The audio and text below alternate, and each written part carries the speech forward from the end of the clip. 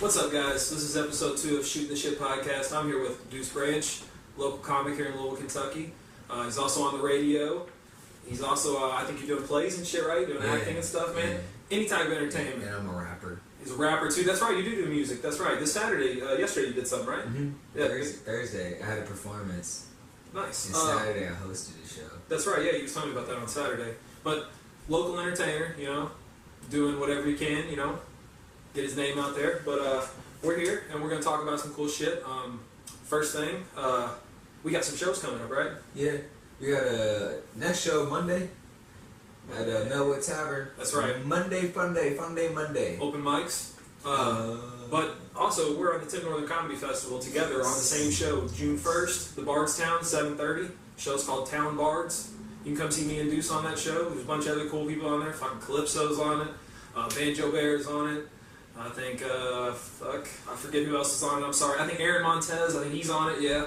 Actually, he's actually not from Louisville. I think he's Lexington. Yeah, Lexington. Pretty big comic, actually, so excited for that show. But let's get into it, man. Like, this week has been fucking wild. Childish Gambino song "This Is America" is #1. Yeah. Kind of weird, dude. I'm really excited about that. I'm a huge fan. I love Donald Glover. Like, he's super dope. And, like, when I saw the video, like when I first I got a notification that he tweeted, because he did, like, he usually, like, doesn't tweet, and he started tweeting a lot, and so I, like, followed him. Shit was coming out, yeah. I didn't even know. I thought he was just being active. It was dope. And then, like, he was like, music video. How many times have you watched it, though, just to figure out what the fuck's going on in it, Maybe 5 or 6. I never tried. I didn't try. Because, like, I know it's Donald. I know for a fact there are lots of, like, symbols. Like, way more than, like, you even notice. So it's just, like, I'm not even going to look side. I'm just going to be entertained. I think I'm up to, like, 13 times watching the video. Just because I can't stop because, like, I love the part where he shoots the choir. And it's just, like, because that's pissing everybody off. But it's symbolism. It's symbolism. I enjoy it. It's so... a lot. It's a lot. Best part of the whole video, though, I think, is the end, where he gets up on the car, he takes the joint, he throws it out of his mouth, and he just fucking breaks it down on that fucking car. And it's just like, in my head, like, what he was saying was like, despite all this bullshit that's happening, fuck it, I'm just gonna get down, and I'm just gonna do me. And I was like, I respect that, And what was the first part where he shot the dude in the head? Yeah. Okay. So like when it first started, like when I was watching it, like. I didn't know what Gambino we were going to get. I didn't know if we were going to get Rap or Awaken My Love, Redbone, Gambino. So, like, it starts with the guitar. I'm like, okay. Real happy that. I was like, okay. And then the dancing. The guy, I was like, okay. Then I saw, like, I saw him in between the pillars before they, like, really got him. I was like, and then, like, you see him and, like, he starts dancing and stuff. And I was like, what? It's kind of weird at first, dude. What is going on? What the fuck? And then when he... it was like, oh man. This is America. Like, right into it, I was like, oh man, here we go. It was so fly. But I love the fact that he was like, he went hard in that video. Like, he was dancing hard as fuck in that video. And he's basically like, in my opinion, what he was doing was that he was making a spectacle, and he was like, watch me. Don't pay attention to what's going on right here. Watch me. I just really enjoyed that aspect of that video. Yeah. It just... this is a video I think we're going to be talking about 10 years from now and still trying to decipher it, still trying to figure out what's going on in it. Yeah, I can definitely see that. The way he was dancing, the way he was just it was almost all in the face. Yeah. And then it was like... The shit that he did like this, when he put his arms down like this and he was like moving like side to side, I was like, what is he doing? How's he doing this? I thought it was awesome. I thought it was so cool. Speaking of rappers though, like... Another guy I really like. Do you like Logic? Yeah. I didn't like the new Bobby. Like, it was cool. You didn't like Bobby Tarantino too? Nah. Like, I listened to it like maybe once or twice. It's really fire. I think I listened to all of it once. A couple of songs like 2 or 3 times. And like, there's a couple of like alright songs, but don't measure up to the rest of the discography. Yeah, I guess, because like Bobby Tarantino 1 was so great. The Jam, Flexecution, oh my god. 44 bars. Yeah. That whole album's ridiculous. Deeper Than Money, like... I'm pretty sure Wrist is on that one too, isn't it? Yeah. Wrist is one of my favorites. Oh my goodness. But I like Logic because he's pushing that positivity, He's not trying to be like all the other rappers, talking about drugs and money and bitches, which is nothing wrong with that. Yeah. I love drugs and money and bitches. He's always been a conscious rapper, yeah. But yeah, but he's trying to, like, he wrote the song, the Suicide Hotline number song, and to me, I appreciate that. You know, you're on a platform and you're not just using it to just get money. You know, get bitches. You know, like you're actually going to use it for something that's, you know, meaningful. Did you hear about like the beef behind it though? Oh, him and Joyner. Yeah, I've heard about that. Had a similar thing. I think that relationship's really weird, and like through that beef, my opinion of Logic has changed. They could be great together, though, honestly. Like, so they're both pushing that positivity, but they're doing it in a different way. Yeah, they do it in different ways. I think Joyner wants to be in your face. Yeah, Joyner's just not like he ain't pulling no punches. He's loving positivity about it. Like Logic is more like Logic's trying to do it like he's trying to do it like a Jigga. Like he's trying to like go down the Hove route because like he goes back and forth on that, you know. I think because it's like the way Jay-Z is seen in the eyes, just like he's like he does dirty things, but like he's seen so like big. Like I think Logic is trying to go like towards like I'm doing great things and seen as big, just to kind of do that positive. Like someone can do it, and like it's cool. Like I'm totally for like I'm all about peace, love, and positivity. But he didn't for real start doing it till. That's last couple of albums, like last couple of albums. But I mean, maybe he's fake. I don't know Logic, you know what I'm saying? But I do like the message he's trying to spread. And, you know, totally. If it's fake, that's whatever. Yeah. But there's a lot of kids that are taking it seriously and they're using it, so that's cool. Yeah. Like I've seen like that documentary that they did on Netflix called Rapture. You watch that? Yeah, I watched that episode. It was ridiculous, man. Like just seeing the way he affects his fans, you know, like the people crying and everything when they meet him. It's just like. That's real, you know. Like when I was a musician, that was what I liked. Like I don't give a shit about the money. Like the connections that I make with people, like that's what's the cool thing about it, you know. Because that's what the music did for me when I was a kid. So I want to give that back in return. You know, playing metal and playing the stuff that we played. There's no money in it really. You're not doing it for the money. You're doing it to give back what it did for you when you were younger. You know, we all grow up with bullshit, you know. But if you can help someone with comedy, music, acting, you know, whatever. I'm all for it, you know what I'm saying? Faith, like we were talking about religion earlier, if that's what you got to use, you know, for positivity to get off something, I have no issue with that, you know? You know, but it's just, like we were saying, there's hypocrisy and everything. Yeah, that's another, you know, subject. Yeah, just like, you can go deep, like, what is positive to each person, and like, for people's perception. I think about that stuff all the time. Yeah. It's so irritating. It's all whatever your preference is. Like I have a joke about that actually, talking about people's preferences. Like, you ever met the guy that like the you like sushi? Yeah. Okay. Well, you ever met that person that like fucking loves sushi and they're just like always trying to push sushi on everybody? Like, you don't like sushi? Oh, you just haven't had the right sushi, you know? So I was like, you know what? Next time someone offers me some sushi, I'm gonna be like, you know what? Have you ever had your urethra stretch? You know? They'd be like, no. They'd be like, I don't think I'd like that. No, you just haven't had your urethra stretched right. You know? I have a great, like, okay, so in my sophomore year, I came up with like this, like, I had this epiphany. It was like, no one is ever 100% something. Yeah. Until they have fully accepted the 1%. Like, I made the example about being gay. You can be as straight as you want. But you can't say I'm 100% straight until you've taken a dick in the ass. That's right, because you don't know if you like it. Exactly. I talked about this with my buddy the other night. Exactly. Yeah. Because no matter what, you can think you're not gonna like it, but it's just like until you take fruit. It. Like, oh, I don't like strawberries. I'm a kid, and your mom's finally like, eat the strawberries, and you eat it like, oh, strawberries. Fucking strawberries. Strawberries can be dicks. Dicks. Oh shit. Well, since we're on this comedy thing right now, Ali Wong's new special. You said you hadn't watched it yet. No, so I haven't. We can't really talk much about it, but I would suggest all you guys go out and get on Netflix right now. It's called Hard Knock Wife. She's pregnant again with another fucking dress on, and she's just as ridiculous as the last time. It's comedy. Baby Cobra was the first one. If you haven't watched Baby Cobra, watch that shit. And Hard Knock Wife. She's a fucking killer right now. She's a badass. On to the next thing. Rudy Giuliani. I don't know if you guys are keeping up with this, but this is some funny shit to me. So he's talking about the collusion with Russia and Trump and all that bullshit. And I have him quoted here. He says he's talking about them trying to find dirt on Hillary. The Russians getting involved, and he's like, "That's what you do. Maybe you shouldn't, but you do." What?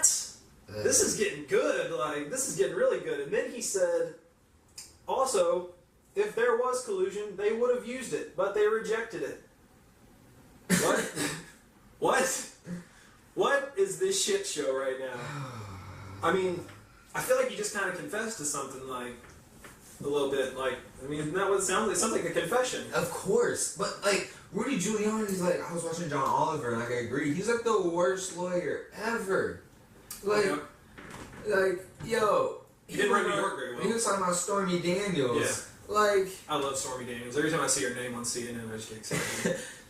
She has a real name! That. It's like Vanessa or some shit. It's like, but first, like, I thought they were, like, denying it. I barely follow politics, but it's like, I still, like, hear this shit. So it's like, they were denying it. And then he goes on TV and he's like, oh, yeah, it happened, and we paid her off with our campaign money, but don't worry, because Donald put some of his money into the campaign to cover up for it. I've been trying to write a joke about this shit that Trump's doing, but, like, I can't really do this as a joke, because it's like, what if Obama would have done half of this shit that Trump has done? Oh, my goodness. Like, they already crucified the man for basically everything under the sun. But it's like, can you imagine if Obama had, like, slept with and paid off porn stars, fucking a third of the people that he's, like, that are in his cabinet have, you know, basically pled guilty to federal crimes at this point. You fire the people investigating you. I mean, all these investigations, he's fucking been married, like, what, 3 times? Like, can you imagine if Obama had did all this? It's like if there's a restaurant owner and he started off with a restaurant and then he was just a shitty owner. And, like, people kept leaving, but it was because, like, the restaurant was dirty or it was just, like, bad times, like, legitimate complaints, and, like, the first time they complained, the owner just fired him. Until eventually he was just, like, making his kids work for him. And then you give him a job at, like, the Ritz-Carlton, like, running the hotel. Like, yeah, because it's like, yo, that food that's is basically what just happened in America. Like, so, I don't really think we can really say anything about this. I feel like Rudy Giuliani done said everything for, you know, for everybody. I mean, the only thing I can think of is, like, all last year these motherfuckers were like, no, didn't happen, no. And now Rudy Giuliani, everybody does it. Everybody does it. I'm already so done with politics after this shit with Bernie. Yeah. Like, after the DNC, they got fucked. Like, the fact that we as a people allowed Hillary to still run for president after the emails from the DNC came out, like, and they were colluding against Bernie. I'm not sure if there was really much we could have done, though, honestly. I mean, true, but, like, yo, what the fuck? That's why she didn't win. That's why we're stuck with this fucking asshole. She got 3 million more popular votes than him. This is true. Electoral college, man. We gotta change something. We gotta change it. I'm so done. Well, on to the next thing then. Mac Miller, he got a DUI and a hit and run. I didn't hear about this. I thought he was doing better. I ain't mad at him, really. I thought he was doing better. Live your life, young fella.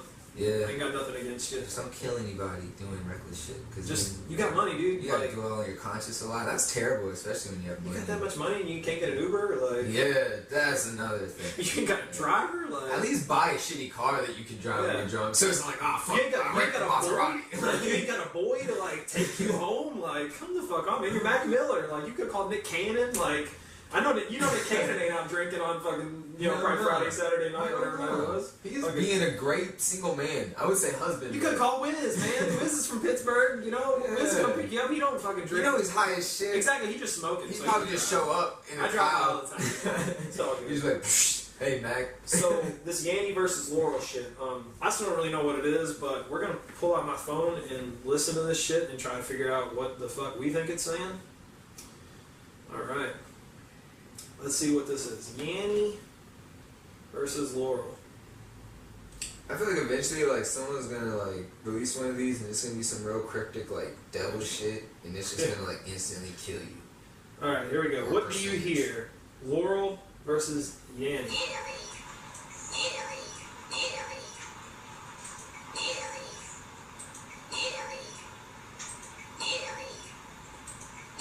Is this real?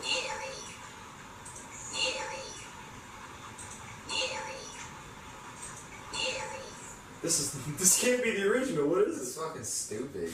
Where's this at? People all over the world are listening to this and arguing about it. Do you hear Yanny or Laurel? Alright, here we go. Is this real? What are you hearing? Laurel. That's what I'm hearing. Laurel. Like, clearly fucking Laurel. Is this a fucking... Okay.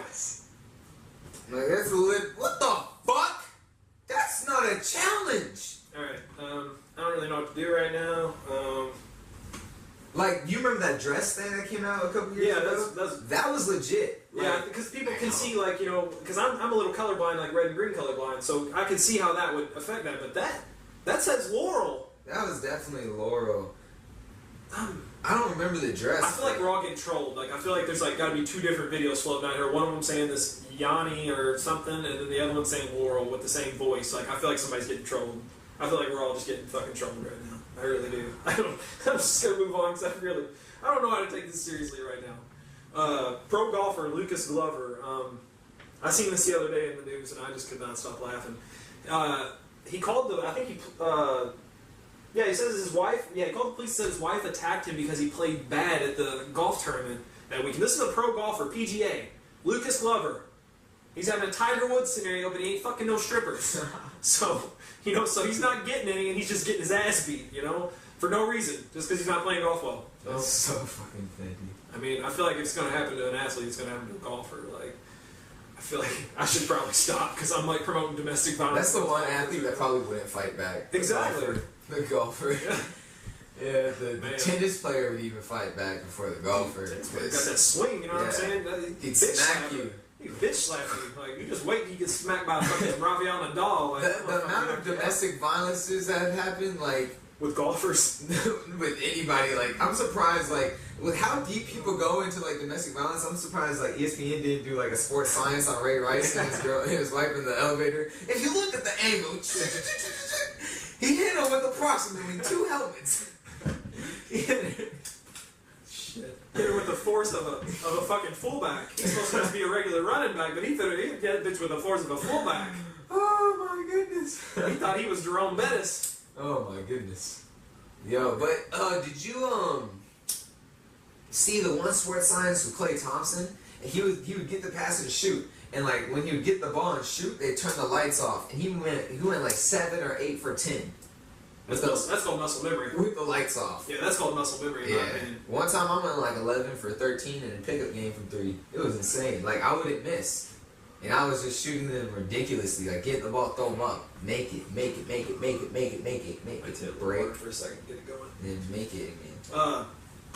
Another thing that I thought was really interesting the other day, and we could probably talk about this for quite some time. Tim Kennedy's catching a lot of flack right now on the internet because he came out and he said that he believes, not that he believes, but that he in fact knows that waterboarding is not torture.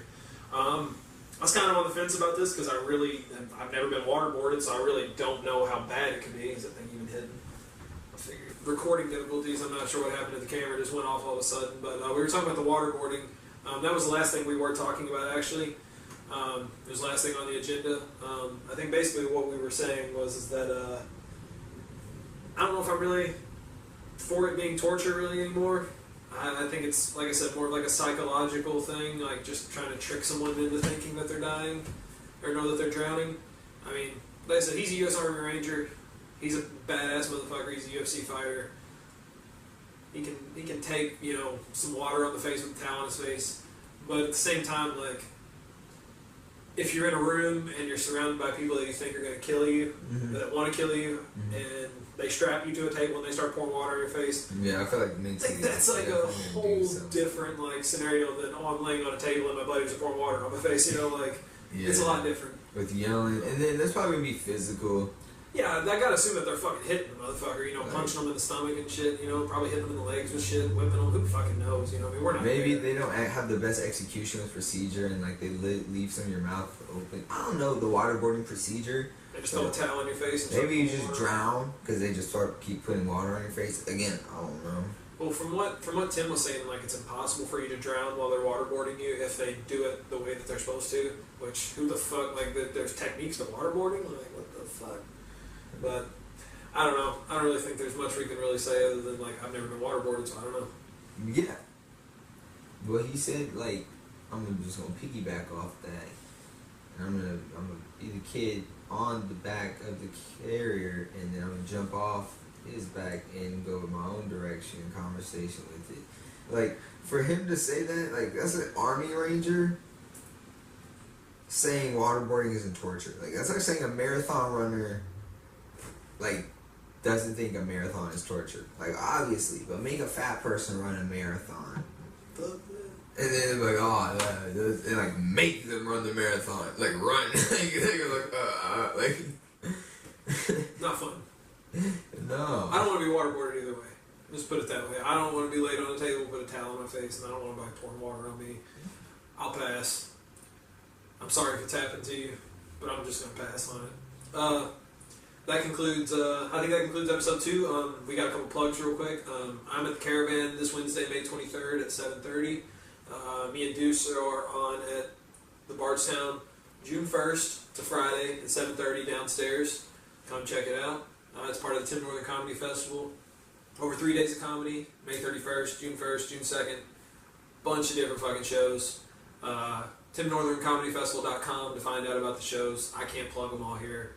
Like I said, there's that many of them. There's like over 70 comics on this show, or on this festival. It's going to be a good time. So come out. If you can't go all 3 days, pick a show, pick wherever you can go, and just come out and support some local comedy. We all appreciate it. Let's see, what else? We have any more plugs here? My birthday, May 29th. That's right. I'm turning 21. It's going to be super dope. I'm really excited for it. So if you see him after May 29th, make sure you buy him a shot. Yup. Turn up. And listen to my music. It's on Spotify, iTunes, all that, YouTube, all that. I got a bunch of different personas. Just look up domestic policy. He'll send me the links and I'll put them on the video below. Yes, I will. In the description. But follow if you guys me on Instagram and Twitter. Deuce like poop. Apologies for cutting you off. You're good. And then Facebook, Michael Deuce Branch. There you go. I'll put all those links below so you can find Deuce. I'll put all mine below as well. Could hit the like button, hit the subscribe button down below. I really appreciate it. Like I said, sorry about the technical difficulties with the camera. It just fucking went off on us out of nowhere, so we cut it back on and we just went from where we were. Sorry, guys. Peace.